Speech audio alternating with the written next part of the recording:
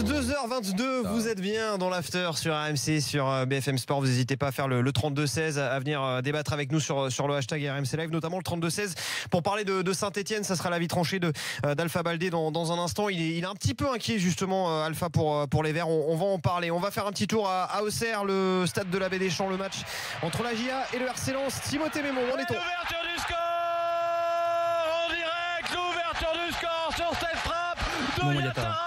Entrée de surface de réparation, ce ballon contré qui finit au fond des filets de Bachelou. Ça fait 1-0 pour la GIA Auxerre. Alors c'est une frappe contrée, mais sur l'ensemble de la seconde période, c'est mérité. 90e, 82e minute de jeu, juste au moment où tu viens de voir Arnaud. Cette frappe déclenchée par Yatara, ça fait 1-0, il reste 8 minutes à jouer.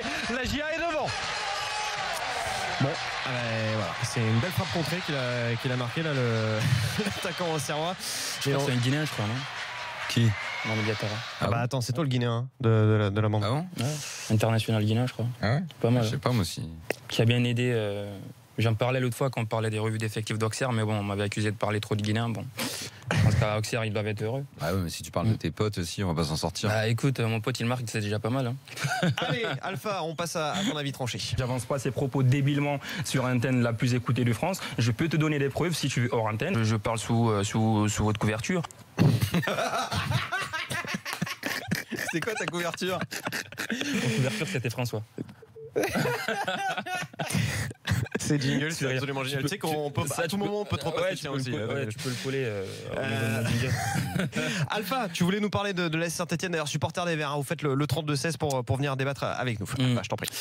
Bah écoute, c'est un public que j'aime bien, Saint-Etienne, c'est un environnement, c'est l'un des... comment il prend des pincettes pour commencer? Non mais franchement, quand tu vois, moi je pense que si tu regardes Saint-Etienne dans les gradins, t'as quand même plus de spectacles que sur la pelouse ces dernières saisons. Et si tu vois la campagne d'abonnement encore en hausse, donc c'est un public qui n'arrête pas de rester derrière son club malgré ce spectacle, enfin si on peut appeler ça un spectacle, depuis quelques années qu'on voit à Saint-Etienne. Et ça me désole un petit peu, j'ai de la peine un petit peu pour eux, parce que quand tu vois ce club qui ne cesse de regresser, et ça on le remarque depuis que Oscar Garcia est venu, on a l'impression que Saint-Etienne, l'institution apprend la professionnalisation en fait. Tu as une cellule de création, tu as une cellule de recrutement qui vient d'être créée, alors que si tu vois qu'il y a 2 ans, Kayazo nous vantait les mérites du fait d'avoir qu'un seul mec qu'il a pour gérer le recrutement, un mec contractuel, tu dis c'est maintenant que tu crées une cellule de recrutement quand même, surtout quand tu vois que lors du mercato hivernal, Saint-Etienne, qui n'était pas très loin de Marseille, ne signe que Jorginho, alors que Marseille va prendre Payet, Sanson, enfin voilà, tu vois déjà l'ambition affichée, tu vois déjà le message que tu envoies. Donc pour les supporters des Verts, moi je pense qu'ils subissent un petit peu cette gestion, je sais pas, cette gestion peut-être de petits patrons de PME des années 80. Gestion de bon père de famille. Ouais, c'est ça, de bon père de famille. C'est totalement ça, d'un président sympa, qui est cool, on a envie de l'aimer, enfin, on a envie de discuter avec lui, mais j'ai peur que le wagon de la modernité et de l'évolution dans le football ne soit en train de passer sous leurs yeux et sans qu'ils ne réagissent. Parce que quand tu vois... C'est pas assez agressif, quoi. C'est ça, c'est pas assez agressif. Quand tu vois ton effectif la saison dernière, je pense que tu as 7 buts pour Amouna, même si tu vas recruter Johnny, c'est que dans ton entrejeu, tu as quand même pas été terrible avec les joueurs que tu as, Dabo, Pajot, Salnes. Enfin, et tu vas prendre qui? Tu vas prendre Hernani au milieu de terrain qui est au Zénith, ce Brésilien qui... C'est pas une valeur ajoutée pour moi. Tu prends pas quelqu'un qui est qualitativement meilleur que ce que tu as déjà. Quand tu vas prendre Diossé, oui c'est prometteur, tu fais des paris encore une fois. Quand on annonce le latéral gauche qui viendrait de Newcastle, c'est prometteur aussi, tu fais des paris. Et il y a Aïda, ouais. Enfin, c'est prometteur de quoi? Non mais c'est pas prometteur, je dis tu fais un pari justement. Donc à chaque fois enchaîner, on a vu avec Jorginho la saison au mercato hivernal, quand tu le prends, là tu le refourgues au Brésil. Donc tu fais beaucoup de paris et je pense pas que Saint-Etienne devrait ressembler à ce genre de club là, voilà, ce genre de club qui va prendre des mecs que tu veux relancer ou des mecs sur qui tu vas faire des paris. Il te faut des valeurs sûres à un moment donné pour jouer, parce qu'on nous parle de budget. Donc moi je vais les rappeler tout simplement du côté de Saint-Etienne et de la gestion que c'est un meilleur budget que Bordeaux ou Nantes, qui ont terminé devant eux au classement la saison dernière. Donc à un moment donné, je pense qu'il faut arrêter de parler budget, il faut essayer de penser au jeu, il faut essayer de penser au mercato. Là, Oscar Garcia n'arrête pas de gueuler justement sur ça.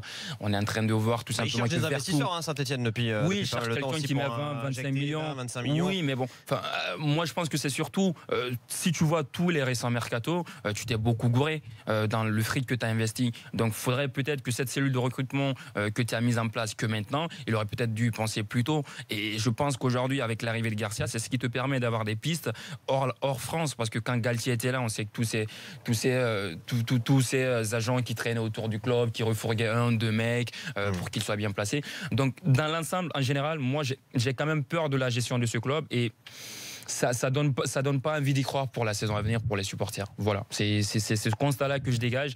Et au niveau de la direction, il ne donne pas des messages qui vont dans le sens contraire en fait. Supporter Stéphano, déjà vous faites le 32-16 et Daniel, on attend ta réponse. Ouais, je suis assez d'accord. C'est que effectivement, Saint-Etienne a reculé.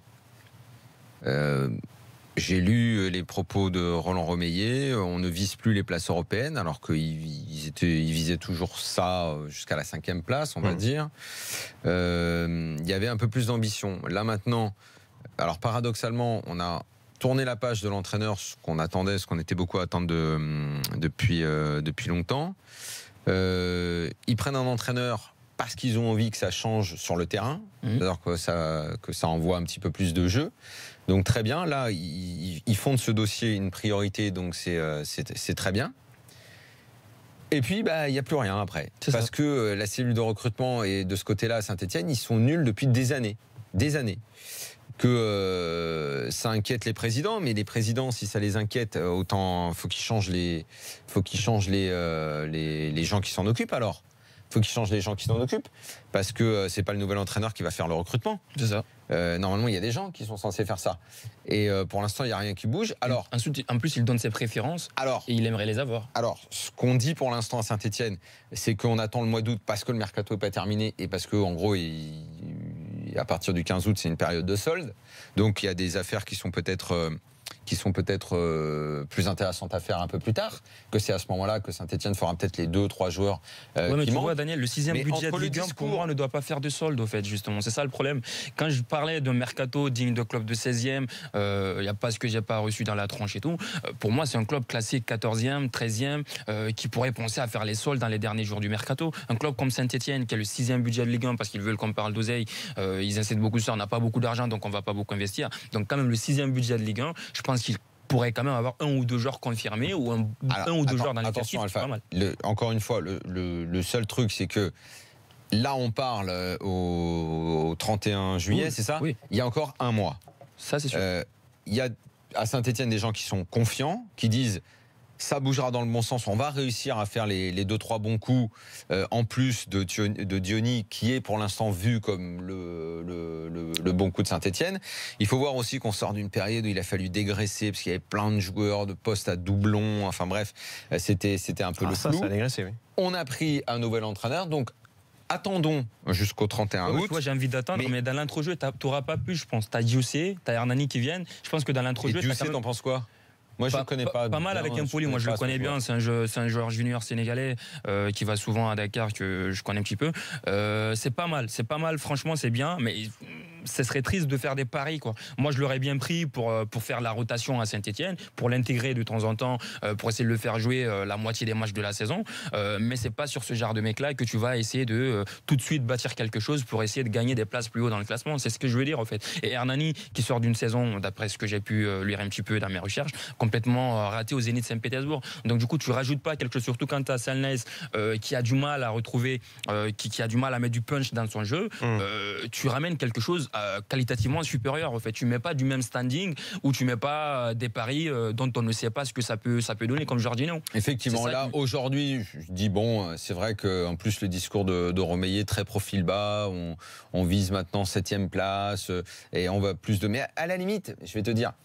Tu peux aussi prendre ce discours et le transformer en quelque chose de positif en disant si c'est pour aller chercher la place en Europa League comme vous faisiez d'habitude, mais on se faisait chier comme ça c'était pas permis. Bon, bah, finalement, est-ce que c'est bien ? Ou est-ce que si de l'autre côté, j'ai pris Oscar Garcia pour que ça joue mieux et qu'on s'éclate et que le spectacle ne soit pas que en tribune à Geoffroy Guichard et qu'on joue la 6e, la 7e place et qu'on découvre peut-être des mecs parce qu'on espère que d'ici le 31 août, il y a un ou deux mecs qui viennent. Parce que tu parles là pour cette saison ou tu parles pour un projet global ? Pour cette saison, là, pour cette saison. Parce que franchement, ça va pas faire laver les foules, ça. Et qu'on parle de Saint-Etienne autrement que de l'équipe qui t'ennuie, pourquoi pas ? Pourquoi pas, si tu considères aujourd'hui que de toute façon la concurrence est tellement élevée que tu peux plus aller choper une place en Europa League, parce que c'est vrai que tu as derrière le PSG Monaco, tu as Lyon, tu as Bordeaux, tu as Marseille, tu as le nouveau Lille là, qui a investi à mort, qui a pris des joueurs, qui effectivement derrière tu vois Daniel, un peu Nice qui est sur le coup. Effectivement, en même temps, est-ce que tu trouves que c'est totalement irréaliste de la part des dirigeants de Saint-Etienne de ne pas étaler une ambition qui va être compliquée vu la concurrence ? Non, mais tu vois là où je suis pas d'accord. La Ligue 1 devient compliquée. Elle devient compliquée, justement. Et des clubs comme Saint-Etienne, qui font partie du patrimoine du foot français, devraient se donner plus d'ambition, je pense. Ça devrait plus. On va aller en parler, Alpha. On va aller en parler justement avec Timothée Mémon qui commente la rencontre entre Auxerre et Lens ce soir. Ce sont les toutes dernières secondes. D'abord, tu nous fais vivre la fin de la rencontre entre donc Auxerre et Lens de cette première journée de Ligue 2. Et puis tu nous parleras de Saint-Etienne puisque tu connais bien la question, Timothée. Ouais, toujours 1-0 entre la JO Auxerre et le Racing Club de Lens pour l'instant. But de Yattara tout à l'heure sur une frappe détournée. On est dans le temps additionnel, 4 minutes annoncées par l'arbitre de la rencontre. Déjà presque 3 se sont écoulés et pour le moment la JO Auxerre rejoint les autres équipes à avoir remporté leur première journée de seconde division de Dominos Ligue 2. Les Lensois qui ont tenté de réagir, mais on a vu une très très bonne première période. La seconde mi-temps fut nettement moins bonne pour les Lensois. Les Auxerrois en ont profité, se sont procurés pas mal d'occasions et pour le moment ils mènent 1-0. Bien, il reste quoi, 5 secondes, 5-6 secondes dans le temps additionnel. Monsieur l'arbitre n'a pas encore regardé sa montre. Il y aura une dernière touche que monsieur l'arbitre va laisser alors que tout le monde réclame la fin de la rencontre. Les joueurs, le public, plus de 12 000 spectateurs à être venus à le stade de la Baie des Champs. C'est terminé. Victoire de la JO Auxerre devant 12 000 spectateurs, sous les yeux de Giroud, sous les yeux de Lionel Mathieu, sous les yeux de nombreux anciens. Il y a également Jean-Pascal Mignot, pour ne citer que lui. Bon voilà, victoire 1-0 de la part des Auxerrois sur Lens. Tu restes avec nous, Timothée.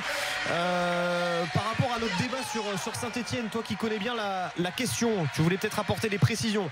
Oui, par rapport à ce qu'a dit Alpha, il y a une part de vrai et puis il y a peut-être une part qui est en cours. On parlait de professionnalisation. La professionnalisation, elle est en cours. C'est aussi pour ça qu'Oscar Garcia a été choisi, parce qu'il est rigoureux. Il vient avec les méthodes qu'il a connues à Salzbourg. Sur le plan purement sportif, c'est en cours. C'est sur le plan administratif pour moi que le train de la modernisation est complètement passé. Roland Romeyer, principalement d'ailleurs, Roland Romeyer a voulu garder un club franco-français. Il n'a pas voulu faire appel à des investisseurs au fil des années. Aujourd'hui, le club se rend compte qu'il va avoir besoin d'investisseurs. Donc un dossier a été monté. Mais quand on monte un dossier pour faire venir des investisseurs, comme le dossier qui a été confié à la banque Lazare, eh bien ça prend 4 à 6 mois pour monter le dossier. Puis ensuite, la banque elle-même va avoir pour 4 à 6 mois pour espérer trouver un investisseur. Si elle en trouve, ça peut prendre beaucoup plus de temps que ça. Et pendant ce temps-là, eh bien, Nice a vu des investisseurs arriver, Lyon a vu des investisseurs arriver et qui n'avancent pas recul, tout le monde le sait. Or, la Saint-Etienne n'a pas avancé pendant des années, s'appuyant sur la surperformance de son équipe qui avait des résultats au-delà de son budget. Aujourd'hui, Saint-Etienne revient au niveau de son budget. Alors, ils doivent réécrire un modèle en fait. Voilà, ils ont complètement oublié de faire ça.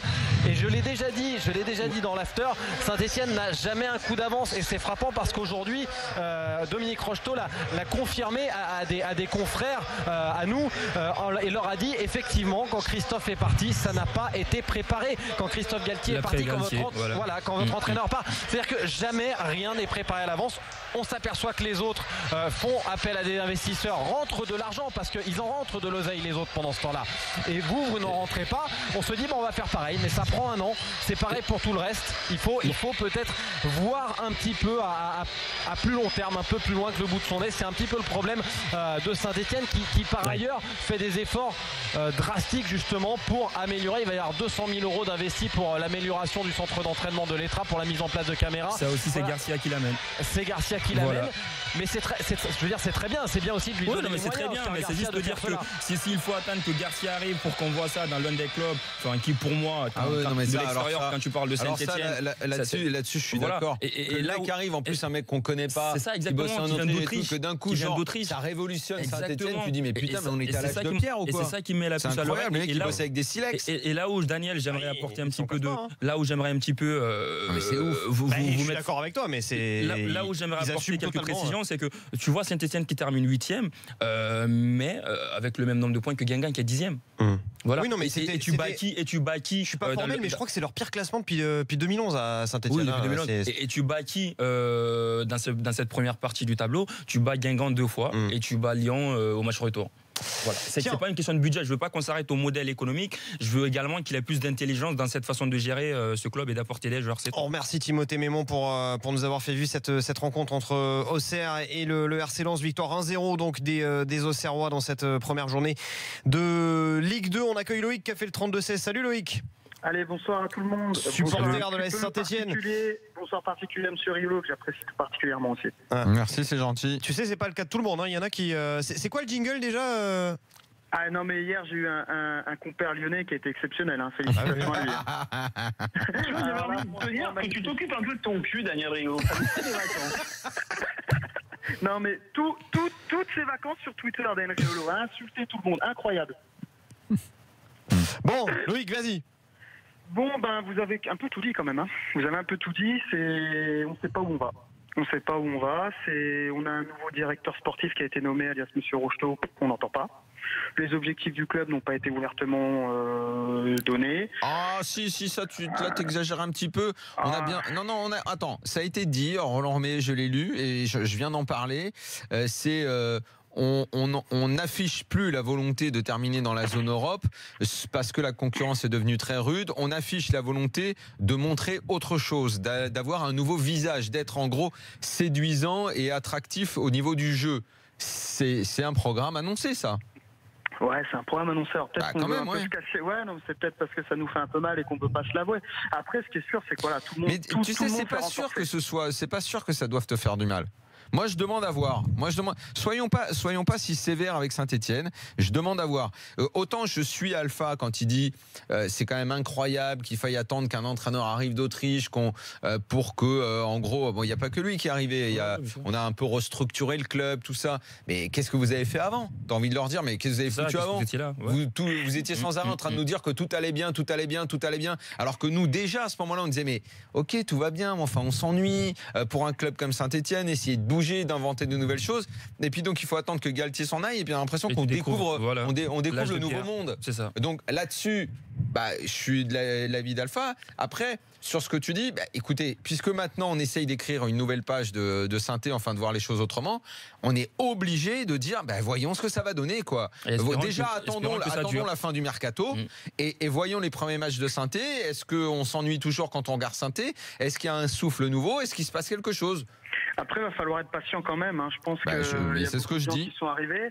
Et puis, il faut quand même voir que sur les dernières années, ça a été aussi un petit peu, alors je mets des guillemets, mais la spécialité de Saint-Etienne d'attendre la fin de mercato pour arriver à prendre, prendre ce qui n'a pas été pris. Alors, des fois, il y a des bonnes pioches, des fois, il y a des mauvaises. On se rappelle les. Il y a souvent eu des mauvaises ces derniers temps, je crois. Il y a souvent eu des mauvaises. Mais de toute façon, comme dit souvent Daniel, c'est en début de soirée qu'on attrape les plus jolies femmes. Et un mercato, c'est pareil. C'est rare que la plus belle, elle soit encore toute seule en fin de soirée. En fin de soirée, tu ça dépend dans les endroits où tu vas. Tu fais ce que tu peux, quoi. Non, mais ça va être très très long. Mais voilà, la priorité, je pense maintenant, ça va être de régaler les supporters, parce que c'est vrai qu'on a eu quand même des résultats. Faut dire ce qui est. Mais derrière, comme vous avez dit, Nice a progressé, Lille a progressé, Bordeaux a progressé, Lyon a progressé. Et nous, on regarde tout le monde nous dépasser. Ouais, mais tu sais les mecs que tu as dans ton effectif, il va pas les transformer en Iniesta ou. Attends. Moi, il y a des mecs, il y a quand même des joueurs. Regarde, par exemple, ce qui s'est passé à Nantes l'année dernière. T'as des mecs, juste en changeant de philosophie et tout, tu te dis, tiens, il est capable de faire ça. Après, faut pas oublier qu'il y a eu 9 ans de Galtier, je pense, si je me trompe.